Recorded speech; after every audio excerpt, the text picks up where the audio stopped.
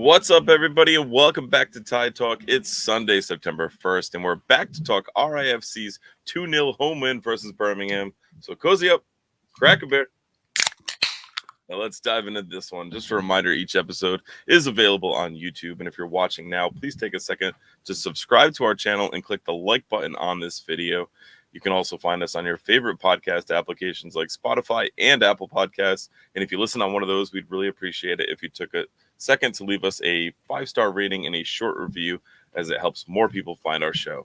If you're not already using the RIFC Club Collector app, click the link in this episode description and get on that site and go into the code Tide Talk, all one word, to get a free pack added to your collection. I'm your host, Matt, and I've got my bald-headed brethren back in the studio.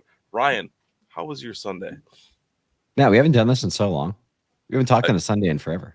It's crazy, and we're not on the same coach or like in the same spot, so it's interesting. I'm glad to be here, happy to be here. Happy we're talking 3 points, which is always that much more fun too. So absolutely. Let's kind of start from the outset. It was a really fun tailgate. I had a blast. Me the too. Weather was great. The vibes were good. It was just good stuff all around. I mean, yeah, we also have to clearly shout out Sarah and Matt in the chat, because we said the weather was good, the vibes were good, but the Jello shots were especially good. So is that why the vibes were so good? Because I kept hitting that raspberry Jello shot. Because it is a big contributor to the whole atmosphere there. So yeah, shout out to everybody. Always super fun talking to people. We've shout out the Defiance tailgate so many times in the past, but please come by. You'll see it. It's in like the over near I think it's the C entrance. You'll see the big flag. Please come by. It's a lot of fun. There's food. There's the Jello shots. There's just good vibes. So please come on down. Yeah, and more banners. Big shout out to Chris Aldrich. His banner of the with the Peaky Blinder hat and the serpent head, like insane. Like he designed that all. Talking to him, he designed that all himself. Just absolute awesome graphics, awesome banner. Really, really well done. I mean, that's what, like, there are so many extremely talented people within this fan base, and like you have like Craig doing the Club Collector app. You have like a ton of amazing designers. You have people who are great behind the scenes doing organization. You have people who are trying new things like video, like fucking podcasting. And not to say that we are a part of that talented portion of the people, but it's a really cool group to be a part of, because people's talents and enthusiasm is just so clear to see. It's fun, and it's fun to see that like grow throughout the season. Yeah. And some people, their talent is just making Jello shots. So like, shout out to Sarah and Matt. I would say very underrated talent, to be clear. Absolutely. We've got Coach Almeida in the chat saying, "What's up, boys?" Just a reminder, if you're joining us for the first time, you can interact with us in the chat, and we'll do our best to get them all live on air and get your opinions on the show as well. But let's dive into this one, Ryan. It was I guess, pretty expected 11. As far as we could go, there was the one change with Grant Stoneman dropping out and Frank Nodarse coming back. And then there was a second change. Two changes. As to say, Jack Peniotu back. Way to bury the lead. Yeah, back in amber and blue, back in Rhode Island, and he gets the start with Doyle. I'm sorry, I had that all botched in my head, but the full starting 11: Koke Vegas, Frank Nodarse, Karifa Yao, Morris Duggan, Quizera, Ibarra, Holstad, Turnbull, Fuzan, Dikwa, and Jack P.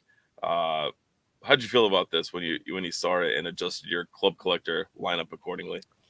I did not have to adjust my Club Collector because I was starting Jack P in mine.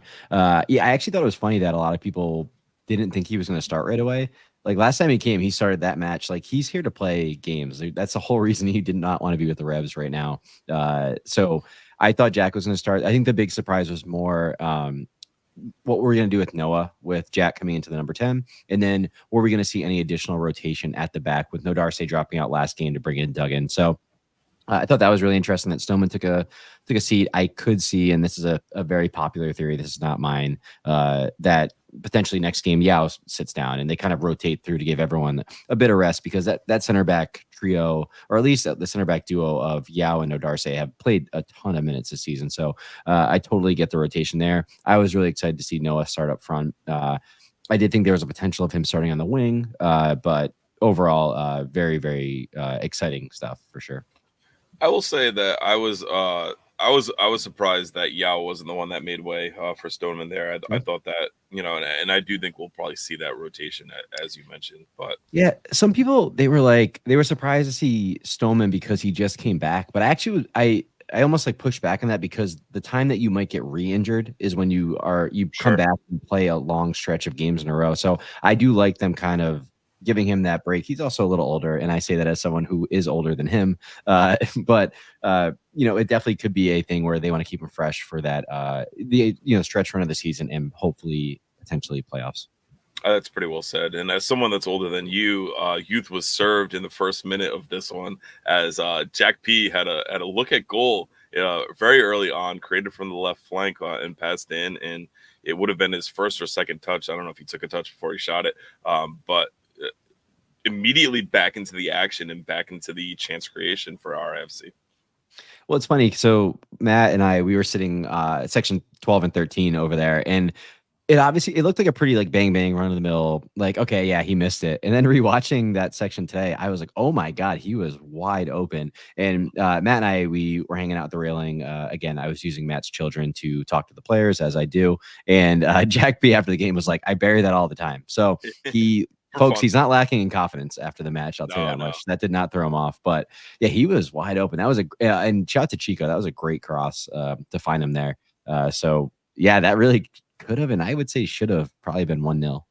Yeah, as Jason says in the chat, his vision is next level. It was almost like he had too much time to think on it, to dwell on it. Like you said, the Chico pass was great, and that's something that we've seen in the last few matches where Chico's drifting out a little bit wider than normal, but he's creating much better chances for his teammates rather than being the lone option inside the box.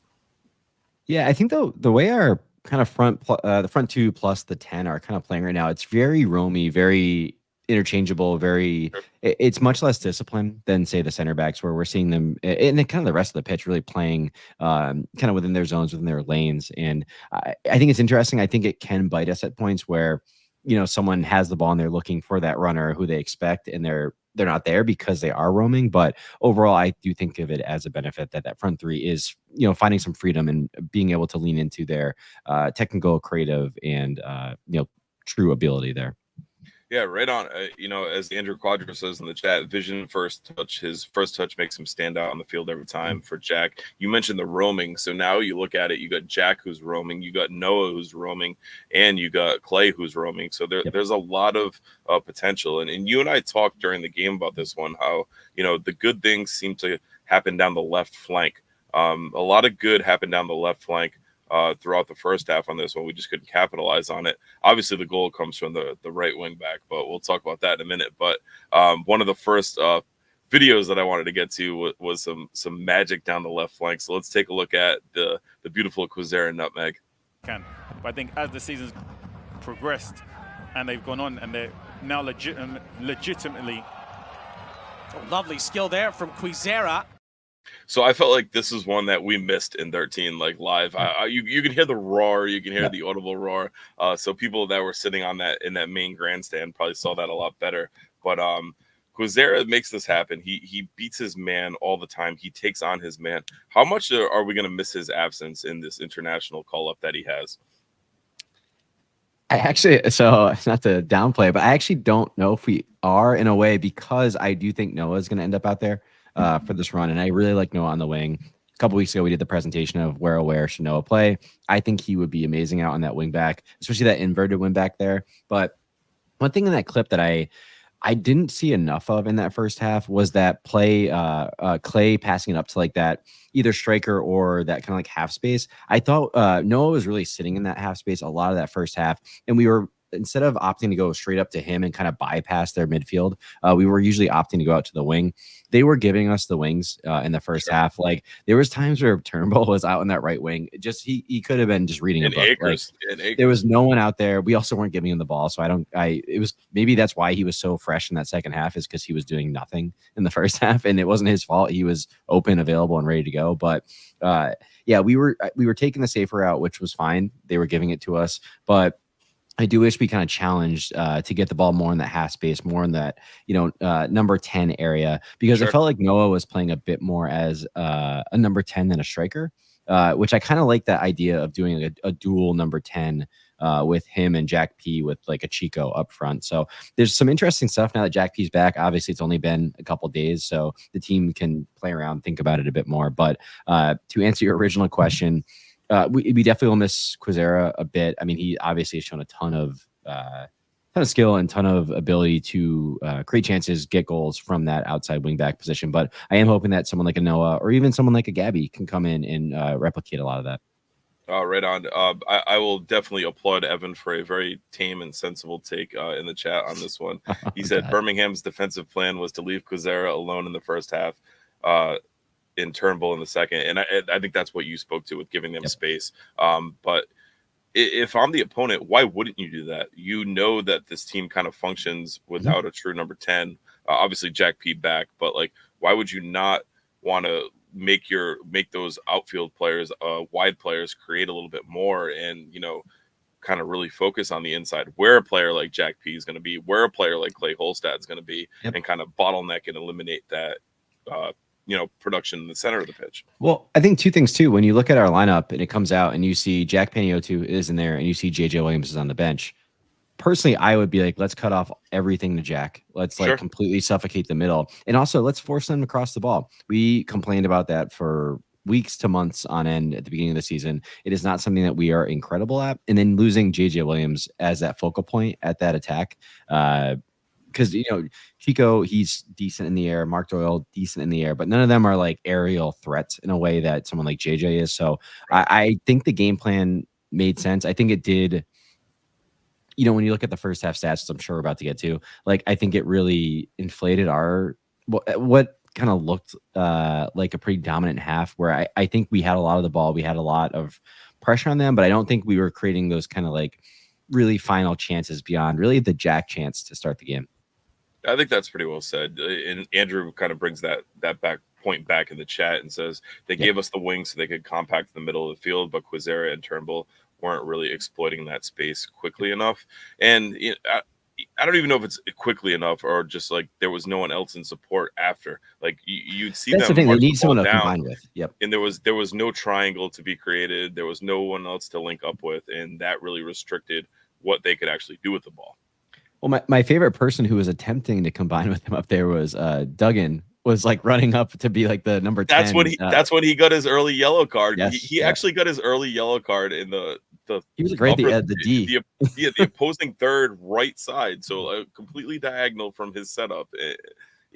Obviously a big body, and we talked with him for a bit post match, and he's a unit. He is a big boy, and for him to pick up a yellow card there was very, very interesting and telling of the freedom that Kano will allow these players to go forward with. Also, I had to applaud. I love a tactical yellow card, so nicely done by Duggan there. No, absolutely. All good. But, first half was really kind of a mismatch of corners, falls, shots wide, not much to it. Field tilt was pretty positive. We were liking it. You and I walked out down the stands together at halftime, and someone came up and said, Ryan. Oh, that was at full time, baby. That was full time. That was full time. Was it full time? Oh, yeah. But field tilt was pretty good. I guess the whole like eye test, possession test was interesting on this one because of the disparity in the halves. But first half stats had RIFC with 61% possession, Birmingham 39. We were all over them, absolutely dominating possession. 9 shots to 2, 2 shots on target to 1. 226 passes at 86% accuracy to 126 at 74. 3 fouls committed for us, 5 for them. So we were being pretty well disciplined. 1 corner apiece. It's interesting. I won't give my Euro snob comparison here, but like you look at the stats, and it's one that the stats are good at the half, but we should be up at least 1, if not 2-0. Oh, we are very much on the same page here. I was really worried at halftime. I think I talked to Kevin a bunch at halftime, and I was like, this smells like we should have taken our chances, and this could really come back to bite us.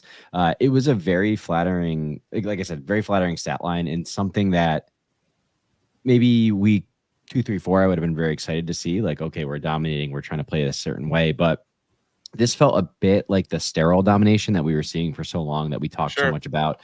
Yeah, we have a lot of the ball, and yes, we are playing in their side of the pitch, and I love all these things, but we just really didn't make much of it. Again, I think the Jack P chance was really the only clear-cut thing I can remember. And that didn't even go down as a big chance in the stat. Which, yeah, I thought that was funny too. But yeah, so again, it was all like, yeah, this is good. They're not really doing much, but now, and at halftime, it just was like, yeah, was there a point to any of it kind of thing? Like, I was really worried that we wasted all of the ball, all of the possession, all the pressure, and just didn't do anything with it. Even like corners, I think we had one in the first half. Again, it's just like nothing was coming out of all of this pressure and all this domination. Right on. In the second half starting, it was a bit more of the same, but a bit more Birmingham on the ball. Yep. Although field tilt, I think, remained the same. It was very much in our favor. Things kind of changed in the 67th minute when JJ Williams came on. We were able to get a little bit more advanced. Wait, JJ Williams changed the game? JJ Williams? I will say it. I know people will refute that in the chat, but he comes on in the 67th, and we see Turnbull score in the 77th to give us the 1-0 lead. So wait, Matt, who assisted that goal? Oh, should we go to the chat? Oh, I'll tell you right now. Let's go to the tape. Let's go. It was go to the tape. Yeah, let's go to the tape. Here's goal number 1. Puts RIFC up 1-0 over Birmingham. Field can lead to coaches making those kind of decisions to not play a player in the following match despite being on the bench. As Quizera places that centrally. Ibarra back into the middle. It's in! The moment arrives. It's Stephen Turnbull who scores for Rhode Island and celebrates with a massive jump into the seats at Burn Stadium. So I just want to say that this camo hat was in there. If you see, I was going to say that was a very nice, very polite. Like, hey, buddy. I gave him the attaboy. Good, attaboy. Good job. I was very upset. Zach missed that. Turnbull is Zach's favorite player. He was down getting his face painted and kids club stamps. What a face paint it was! Unbelievable. The 50-50 amber and blue. It was good. I think he still has a blue eyebrow today. It didn't really come off, but that ball that's played in to JJ is played in with quite a bit of pace, and that's quite a deft touch to leave it off for Stephen Turnbull, who absolutely cleans it up and then hops in and celebrates with us. Yeah, it's almost like having someone who's very, very adept at winning those duels, holding up play, is also really good in the box there. So yeah, I think JJ did a good job knocking us down. Was it a bit helpful that Turnbull happened to be there, but clearly Turnbull gave him a shout of leave it, I'm going for it. And fantastic finish and even more fantastic celebration by Turnbull. The guy, we all know that guy is extremely athletic, and getting up and over into section 12 was easy peasy for Stephen Turnbull. So Timmy says in the chat, oh my God, look at that touch for the assist. So it's quite a flick. It's quite controlled. It's quite intentional. And that's a player with confidence that even attempts that. And I like you said, Stephen Turnbull just slots it home, hops in, just awesome finish. I guess the only bad thing about Turnbull is that he's a Knicks fan. I guess that's the only thing we can kind of really give him grief for. Yankees fan too, probably. So just following him on Instagram for the playoffs and all of that, but just a really good goal. He's a New York kid. You can't give him too much. You can't hate him. Yeah, you can't hate him for that. But after that, Birmingham had one decent chance, and it came from deep, and it was a very comfortable save by last month's August. Lord of the Tides, the Tide Talk Player of the Month, Koke Vegas. So let's take a look at that. Because him sitting as a 6 is not allowing him to create or take shots on goal as he normally does in his dangerous capacity. So now they completely have to change their tactics. McCartney with a really sweet strike, but Koke Vegas makes a rather comfortable save in the end. Yeah, wouldn't. So just clean, easy. Congratulations. Awesome that he retweeted and posted our post to his story. Love seeing that. We tried to do it to give the players some love. So the Lord of the Tides is our player of the month. So we definitely give that to Koke for all that he did. Solid. It is fun. Yeah, it is fun that everyone's cool with the other team taking shots from 30 yards out. Everyone's like, yeah, that is a 2% chance. So this is what I mean about these things being 2% chances, where that is great. I mean, they only had 4 shots on goal 4 shots total the entire match. So the team did a fantastic job of limiting anything from them. Even after the the goal, all of a sudden their goalie decided to start, actually kicking the ball under 30 seconds, which, is always extremely funny when someone's been time wasting the entire match. So, shout out to them. Shout out to the defense for just basically putting a wall around our box. Well, funny that Kevin went on the flight with match official Greg, who we yelled Greg a lot. We had a couple 20-second counts going on there, but Also, one thing one thing I didn't think too much about during the match. Koge's distribution I thought was very, very good in this one. I thought it was extremely controlled. I think he passed at almost 80%.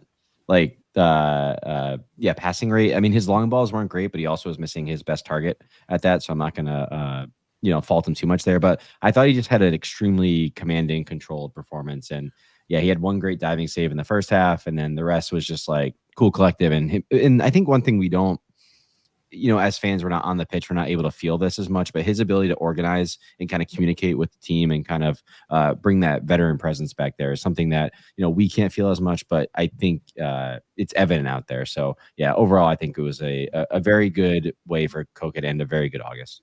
I would not disagree with you as far as that performance, but this is one where the stats and the eye test are a little bit different.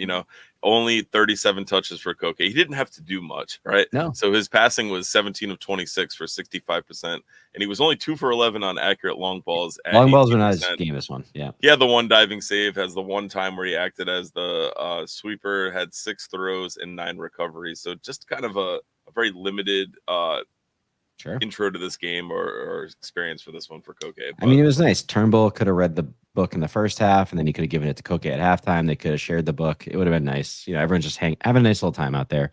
A lot of players had a lot of moments where they didn't have to do a ton. I think we'll get to this at the kind of the final recap here, but I do think it was just an not overwhelming, but a very just comfortable performance. I don't think Birmingham really brought a ton to Rhode Island. So. For sure. And a little bit more on that after we take a look at the 90th minute goal by JJ Williams to put us up 2-0 to absolutely to seal it off. So you know how much I love JJ. It was cool talking with him after, but here it is, the goal that sealed the deal and gave RIFC the 2-0 win. And be a little bit more effective offensively. Quizera. From the corner, it's in! It's a thumping header from J.J. Williams to settle the match. I love how Graham made the bottom of the highlight there. But just an absolute thumping header. You know what? Let's take another look at this one. Be a little bit more effective offensively. Quizera. From the corner, it's in! It's a thumping header from J.J. Williams to settle the match. So we talk a lot about how much I think better we like seeing the ball. I think I like the ball going to the back post better, and you like it at the front post. No, we're both back post guys. No, I'm a front post guy, and I love this. Yeah, so we always run an overload at the back post, but this was a great ball in from Quizera, and I think a lot of players. A lot of center forwards will try to glance this one at goal, but JJ wanted to put his head through this one. And even if the keeper got to it, there's no way he's stopping that. Just an absolute thumping header, a beautiful ball, just a great set piece by RIFC. Yeah, I do like a near post run on the corner. I do think it allows you to not have to interact with as many defensive heads as attacking heads. So I thought, very well placed. Quadros knows ball, as always. I thought the front post runs and front post placement on the corners were very, very good, whether it was Quizera, whether it was Jack P. That's another thing that's fun about Jack P being back. We didn't see it last night, but we all were goo gaga over those corners when he came to the team. So I think that's going to be a good mix, like Quizera on that one, right? So it wasn't just I mean, in fairness, Jack was off. Jack was subbed off at that point. Yeah. But seriously, this could be super interesting. When Jack was here, JJ was out. He was hurt. There's some comment and kind of like Frank. I think at that point we were giving Frank some critiques of he doesn't really know how to head the ball in the box. Like we were aiming for him on corners and he kind of really wasn't getting good contact. And now we've seen Frank become this kind of like scoring machine. So this could be a super dangerous team on these set pieces. And even these like half space crosses that I think we're getting really good at throughout the rest of the year. So yeah, more to come here. This could be a fun thing. And I think we talked to JJ after the match, and in general, I think a lot of people are saying it's like, oh, is this going to be the thing that really breaks JJ out? I think we've all been waiting for this moment to kind of get him back, give him that confidence. Again, JJ has, and I've said this to people online, offline, has been giving the team a ton, even though he hasn't been scoring goals or getting assists there. But I think at the end of the day, if he can get on the score sheet regularly through the rest of the season and then into the playoffs, that will be absolutely massive for Allen FC. And I also think I saw that in the chat. I know you'll get to that, but JJ spoke post game about how if he could pick between him scoring goals and bagging goals for fun versus the team form and how far this team's coming, he would pick where the team is at right now over that. And I think it just speaks to how much of a team player he is. I think it speaks to how much of a leadership presence he is within this team. And, we know he's here on a multi-year deal. So having him say that, we know he's not fully healthy. People might, defute that, but he's not fully healthy. He's coming back from a sports hernia injury. It looks like he's carrying a knock as it is. So, the mindset he's in, you just have to love that from one of your goal scorers and goal contributors. And if you look at his time in Tampa Bay, the goals were good, but his assists and his passing is what I think really made him special. Yeah, and I think the thing that almost like hurts JJ is that the hockey assist doesn't exist in soccer, because I think he would be I think he would lead the country in hockey assists. And Matt and we are refuting a bit of other points that haven't been on this podcast specifically, but more or less my take on JJ is I think he, again, while he is not not always getting on the score sheet via a goal or an assist, he does it a ton for this team. He has truly changed the way that we progress the ball. Instead of going through the back and then up the wings, we can go route one right to JJ, and then he's creating chances right off there. And that has been so pivotal for this kind of second half of the season switch that we've been on. That's seen this team pick up a ton of points. JJ also, again, he is battling up there. If you don't think that, whether it's on a corner kick or just the fact, or just like the everyday presence of having to mess with JJ versus a Doyle, Doyle's like a very normal sized person, having to battle with JJ Williams for 90 straight minutes has to be the most exhausting and intimidating thing that you can do on a soccer pitch. So I think there's just so much that he's doing that is intangible. And also to your point that you said, like, he's on a multi-year deal, kind of clearly picked these multi-year deals, like very specifically. Strategically. Yeah. Very. And like, I can't be more for I think it's JJ, Koke, Chico. I think those are the three.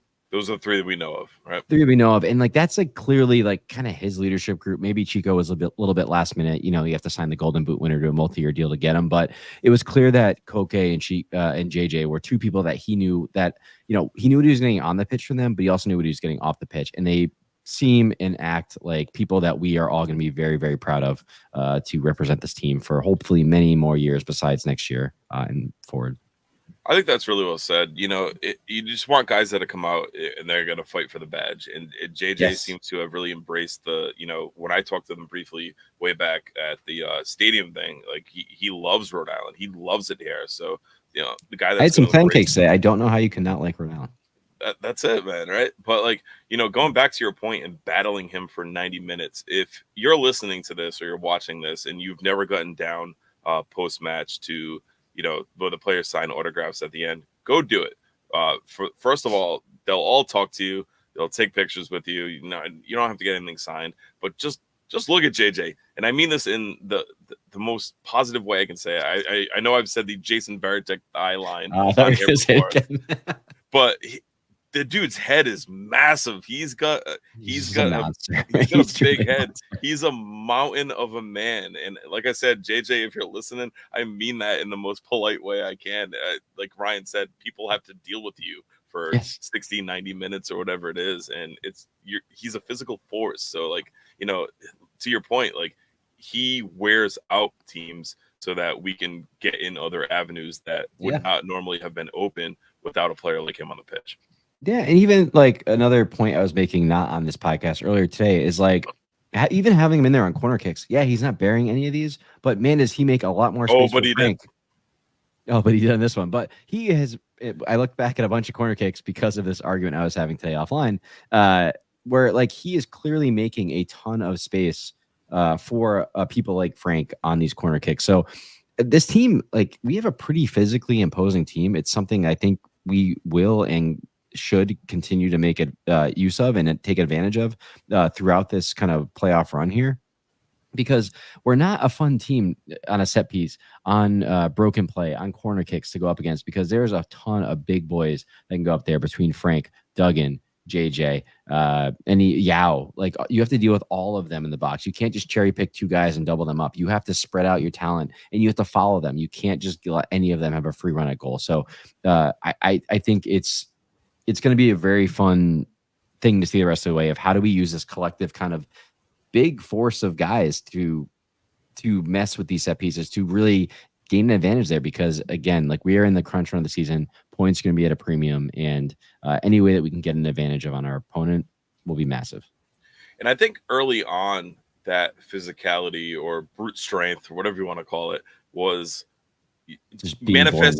It manifested on the pitch in a lot of yellow cards and a lot of falls, and it's credit to Kano, credit to the coaching staff. We're not seeing as many of those anymore. People that we know our physical style, but we're using the physicality properly now versus pulling a China shop, running through challenges.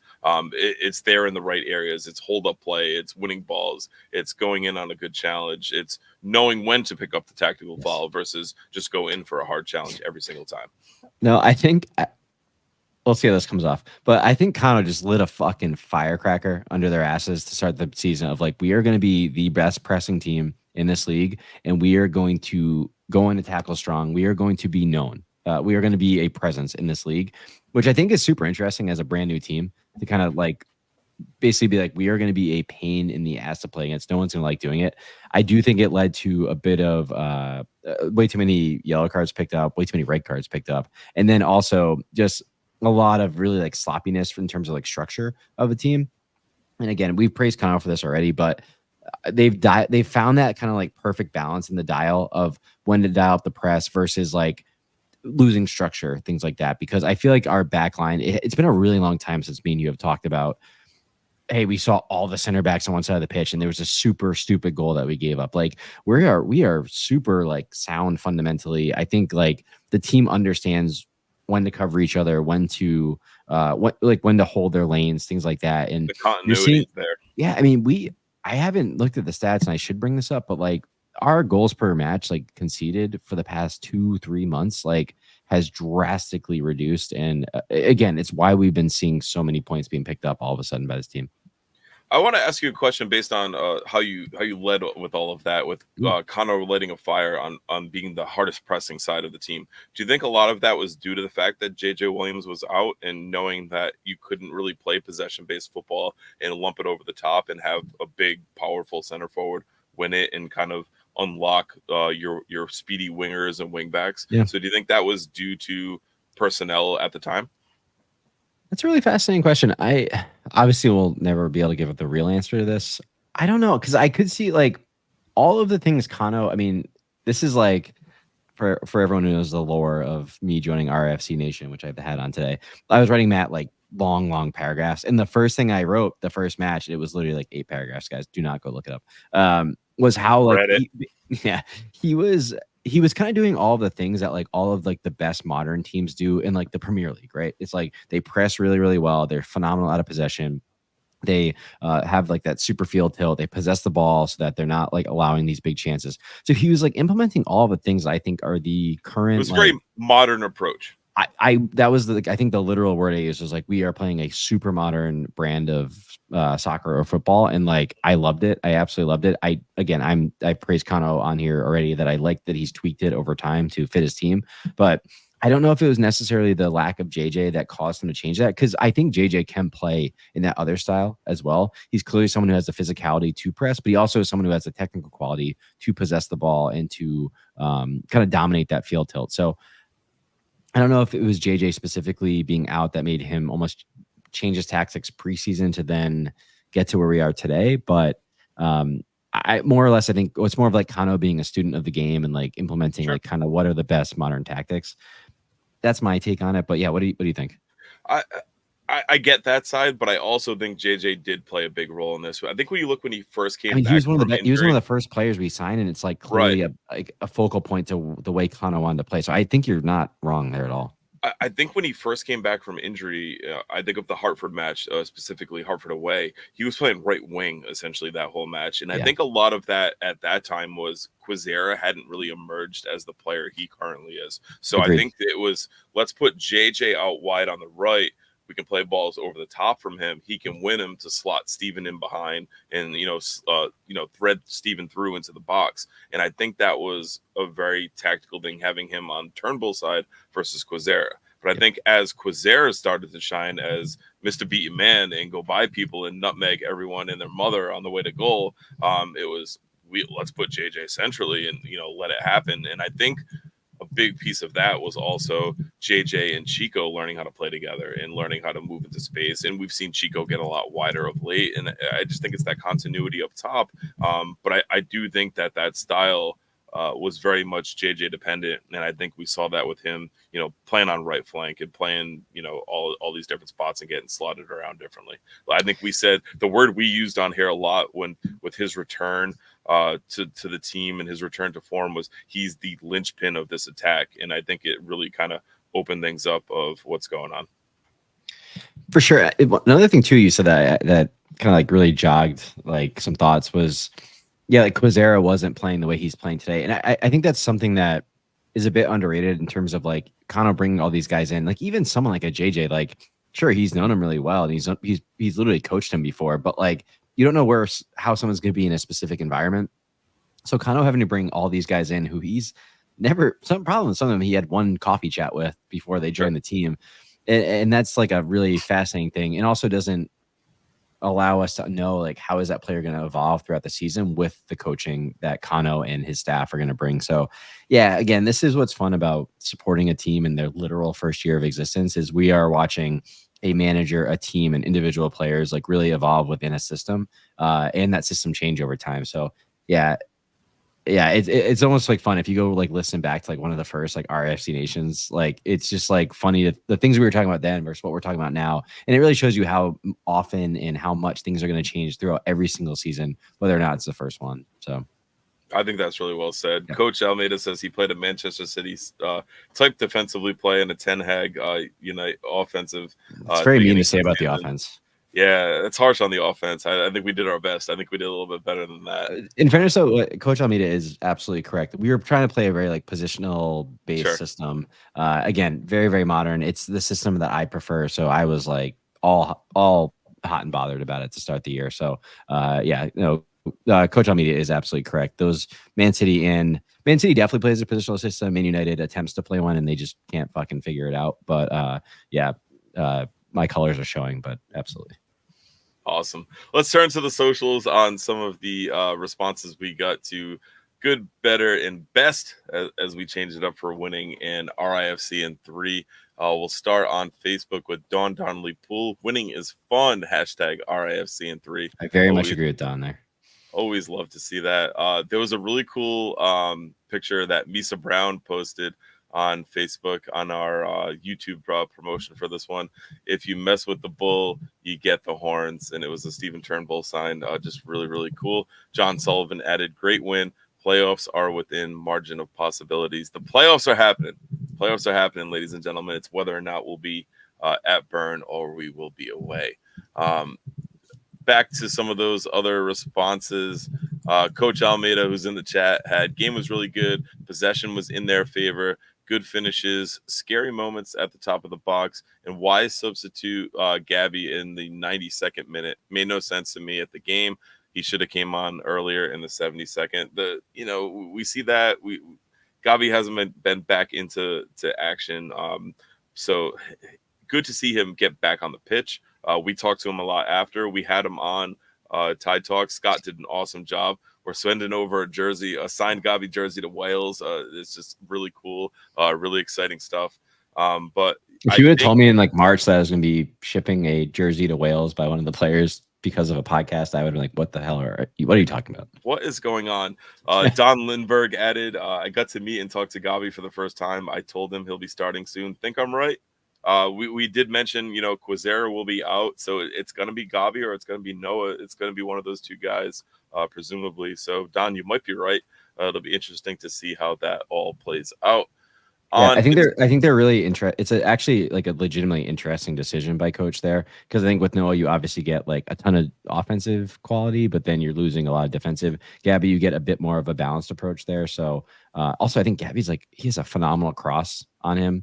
So I think in a game where we're gonna maybe the team has like some shorter center backs or something, we think we can really dominate in the air. I think a Gabby on that left wing back could be super fun. Right. I think it's going to be matchup dependent, and one that you really kind of go at and score goals. Like you might see Noah, one that you might want a little bit of a tighter ship. Maybe you see Gavi, but not taking away, like you mentioned, what Gavi can do as far as putting crosses forward. He's got a really nice long ball, so hopefully we could see that as well. On Instagram, our friends at Providence Brewing, they were flying home and they couldn't watch it. They missed it. Hopefully they can go back and rewatch it. WTM 1970, 4 games unbeaten for his RIFC in 3, and that's our good friend Taurus. On the Defiant 1636 Discord, Yellow Glasses girl Susan had Seeing My Soccer Family, that first goal, and JJ getting his well-deserved score on Bama. What a fantastic night. Matt Hands had RIFC in 3. Read the blog. Matt does an awesome job blogging for us. He's got the post-match beacon, the pre-match lookout. So be on the lookout for the post-match beacon. It'll be out within the next couple days. Timmy's blog with the player ratings is already out, so make sure you check that out as well. Our bloggers do an awesome job, but in parentheses, he put, I called 2-0 in a second half goal for JJ to put the game away. So Matt Hands knows ball. Or maybe sometimes. Maybe the Jello shots were speaking. Could have been that. He's got some questionable takes on JJ, but I'm sure a lot of that will surface in the Call Hawk Corner tomorrow. I was say, if you want to hear those, go to the Call Hawk Corner. He writes down very nice things, but Ryan and I have tiptoed a lot about the JJ debate, and I'm sorry if it feels like we're not saying much on it, but if you really want to hear some hostility about JJ and really dive into that debate, tune into the Call Hawk Corner tomorrow night. Kevin, Evan, Matt Hands, the Evan Matt Hands bromance is at the all-time strongest it's ever been, and they're really going to tackle that one. But back to 9 p.m. tomorrow night, Twitter Spaces. Back to the Discord. Taris had RIFC in 3 big points. His good was the Turnbull goal. His better was the JJ Williams goal, and his best was a clean sheet at home. RIFC in 3 from our good friend and fellow blogger and co-host who pops in from time to time, Mr. Andrew Quadros. His RIFC in 3. JJ is back? ? Good. They were the better team all night, deserved to win. Better, solid defensive performance. Best 3 much-needed points. This was a really big 3 points to grab in the scheme of the playoff chase, Ryan. Well, yeah, especially when you look at what everybody else decided to do. I think the craziest one was the Louisville, North Carolina game, which ended up kind of where everyone would have said, but it was 6-4. 6-4. It's wild. USL, USL is fun to watch. But yeah, I think it was almost like the night the Loudoun match happened where like everything really fell in favor of Rhode Island. We just couldn't take advantage of it with getting the 3 points in Loudoun. Same thing happened again, and we did take advantage of it there. So again, points are at a premium right now, and we just need to win, baby, win. Like, keep it up. Those 3 points are massive right now. Thank you, Al Davis. Matt Hands was back in the Discord with a good return of Jack P. Better clean sheet. Best. JJ finds his form. So he kind of doubled back on himself a little bit. But Andrew called him Hanstradamus after that one. Tyler had good win. Better 5th place. Best atmosphere. 3 words. Tide keeps rolling. It was that really Tyler just plays to the crowd. He loves to play to the crowd. He does. Unbelievable. Our friend Timmy, whose player ratings are out there, good. Other results around the Eastern Conference, as you just mentioned, Ryan. Better JJ substitute performance, best 2nd clean sheet in a row, and 3rd in 4 games. RIFC in 3. Birmingham is ass. Timmy is a very quiet guy, so for him to drop that was pretty good. Kaler, who we had on the way in, tweeted out when a team who has one of your former assistants, a native player, your former head of recruitment, a lot of players that have been there as well. Beats you 5-1 on aggregate in the season. It leaves a very sour taste in the mouth. So RIFC, you got to credit Kano with the way they played both of these games against Birmingham, knowing them, knowing their system, and really exploiting it. Also, the way that like Kaler has been on here, and he's never said that they are ass, but like he hasn't been super pumped about Birmingham this year either. So it is nice that we are taking advantage of a team that clearly is not playing their best, and also the team that's like very injured also has a clear problem with not having a striker. So like it's good that we again, I think one thing that's been annoying about the past couple of weeks is we've been sitting in like 7th place, and it's like we are not the 7th worst team in this division by far. Like we not even close. So it's good that we're kind of taking care of business a bit to close out the season here. Right on. Pawtucket J had RIFC in 3. What a celebration. Good, the crowd, better 3 points. Best, I didn't get hit in the face with the ball. That Birmingham was all over the supporter section on the pregame warm-ups. There were just balls. I have a picture of Zach holding one. There were balls everywhere. Our guy, Natesky, RIFC in 3. Winning is awesome. Good Defiance energy with the college band. The Bryant University band there did add a lot of percussion. It was loud. It was good. Better, I'm sorry. 2 goals, Turnbull and JJ. Best celebrations and atmosphere. Kevin, that fluffy call boy who is hosting the Call Hog Corner tomorrow. And as we mentioned, it's going to be spicy. So make sure you tune into that one. Had his RIFC in 3, up the tide, good 3 points, better 5th place. Best, JJ shuts up RIFC Community Clowns with an assist and an own goal. I'm sorry, and a goal on a must-win night. That'll tease it enough for why you should tune into the Call Hog Corner. And just a reminder, the Call Hog Corner is the Barstool version of Tide Talk, so it gets out there, and it's also on our podcast feed. So if you can't make the live space on Twitter, it'll be available the next morning on Apple Podcasts, Spotify, and all of that. So we'll be there for you to listen. But thank you to everyone who took the time to write in on our socials or on the Defiance Discord. We love reading those. It's always a really good interaction piece, and I know you guys like hearing it on the air as well. So overall, just an outstanding night. 3 points. Yeah. Matt, did you want to do a good, better, best? Results went our way. I hadn't really like formulated. Do you have yours? Well, I have some good, better, best, but I actually have a 3-word review. Okay. Fortress Burn Stadium. Ooh. Since the Detroit loss, we are win, draw, win, win, draw, win at home. So for a team that for a long time we were like, are they ever going to win at home? We have like really kicked into gear there. So that's super fun. Just to run through my good, better, best really quick. Good guy who came up to me after the match. I think it was either Nate or Nick talking about field tilt. I witnessed this. Yeah, one of the best moments of my life. I was like, yeah. He's like, are you Ryan from like Tide Talk? I was like, yeah. I was like, yeah, that's Matt over there. He's like, no, we're talking field tilt. I was like, oh my God, this is amazing. I told him the show was canceled. It's fair. JJ getting off the mark with a goal and assist was my better. And then best was winning a game that we dominated, but we kind of had to adjust. Again, I think it was a lot of sterile domination that first half. I think we adjusted really, really well in that second half, got the right side involved. We had significantly more shots on target, shots in the box in that second half. So, and also much more corners. So it wasn't just some sterile domination, sterile possession. It was a ton of like more risky, more aggressive passing, aggressive formation, and the team really benefited from it. So that is a rapid fire RIFC in 3 and GBB. I like that. Or GBU. If you go back and listen to this, take a shot every time Ryan says sterile. It might make you sterile. I don't know. It might just make for a fun night. It's definitely not good for you. I'll tell you how much. But overall, just a really solid night. Ryan, I know you had something else you wanted to add to. Yes. Yeah. So for those of you who are watching, you'll see that I am drinking a delicious Providence beer. This is their Providence Pilsner. Absolutely great. They didn't really have any goal. Yeah, really, really good. If you go to the brewery, Matt has informed me that they will pour it on one of those great kind of like side taps. Yep, side taps with like the great glass. So definitely stop by and check them out. But we will be back there soon. Definitely stay tuned to our social channels, Tide Talk RI or TideTalkRI.com. We will be announcing it across all of our platforms. So we will be back at Providence Brewing sooner than later. And we are super excited to both share a fun live show with you, but share some beers after and watch an RFC performance. No, it's really well said. It's always fun to go in there. I like going there and even just buying a couple 4-packs, take to the tailgate. You know? I like just going there like no RIFC on. It's just a really nice place. It's so cool. Really good It's beer. really it's a good atmosphere. It's a cozy place. You sit down, have a beer, kind of forget where you are. And dare I say, good people? Yeah, great people. Great people.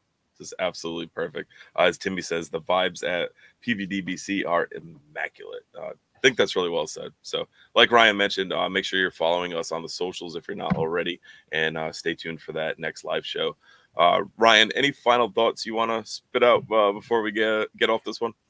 No, this is good. I mean, my big thing last time that was like super like the past couple games of like us not being able to really capitalize on a performance. I think we all thought we could have edged, taking only 1 point back. It's nice to see us back in winning ways, getting 3 points, and hopefully we can really carry this momentum into a matchup against Tulsa, which I think we will be favored in, and then onwards to these final 8 games after that. So, I mean, yeah, again, this is crunch time. This is the part of the show where part of the season where points are at a premium, and we seem to keep picking them up. But yeah, it seems like the team has done a great job both kind of adjusting their tactics, but also bringing in some great reinforcements in Duggan and Jack Penio too. So yeah, I just cannot wait to see this team gel, find their form, and find this kind of playoff push here. Right on. Next up for the Tide is Saturday, September 7th, a trip to the Pittsburgh Riverhounds, 7 p.m. Should be a good one. We'll be linking up with the Mongols podcast on Wednesday to do our weigh-in. So make sure if you're not already subscribed to the YouTube, or if you don't like our Facebook page, you can do that and catch all of our live streams. But we'll be going live Wednesday night to preview that one. So we're looking forward to that. But that'll pretty much wrap things up for this one. Just remember, Tide Talk is more than just a podcast. You can find us on Twitter, Instagram, and Facebook for daily social media content. Click that link in this episode description to follow all of our accounts. Go ahead, Ryan. You were making a weird hand signal at me. I thought you were talking again. Oh, I was just pointing in the chat. Yeah, we're good. You're good. Well, thanks for everyone who joined us. Thanks for everyone who interacted in the chat. We always love reading these. It's always good times. I've been your host, Matt, from my good friend Ryan. Thanks again for joining. Come hang with us at that next live show. Be on the lookout for when it's going to be. And we'll see you next time. And as always, up the Tide. Up the Tide.